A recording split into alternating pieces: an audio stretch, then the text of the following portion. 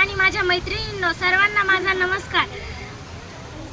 आज 11 जुलै म्हणजे जागतिक लोकसंख्या दिन। या महत्त्वाच्या दिवशी मी लोकसंख्या वाढ आणि पर्यावरण या अत्यंत गंभीर विषयावर बोलण्यासाठी उभी आहे। आज भारताची आणि संपूर्ण जगाची लोकसंख्या खूप वेगाने वाढत आहे। पण मैत्रिणींनो, एक गोष्ट लक्षात घ्या, लोकसंख्या जरी वाढत असली तरी पृथ्वी मात्र तेवढीच आहे। पृथ्वीचा आकार वाढत नाही। वाढत्या लोकसंख्येला राहायला घरे लागतात, खायला अन्न लागते, वापरायला पाणी आणि कपडे लागतात। या वाढत्या गरजा पूर्ण करण्यासाठी आपण कोणाकडे वळतो तर निसर्गाकडे, आणि इथेच खऱ्या समस्येला सुरुवात होते। माणसाच्या वाढत्या गरजेसाठी आणि नवीन शहरे व कारखाने वसवण्यासाठी आपण बेसुमार जंगलतोड करत आहोत। लाखो झाडे दररोज कापली जात आहेत। झाडेच उरली नाही तर आपल्याला शुद्ध ऑक्सिजन कसे मिळेल? जंगलतोडीमुळे अनेक वन्य प्राण्यांचा अधिवास नष्ट झाला आहे आणि ते शहरांकडे येऊ लागले आहे। लोकसंख्या वाढल्यामुळे वाहनांची आणि कारखान्यांची संख्या प्रचंड वाढली आहे।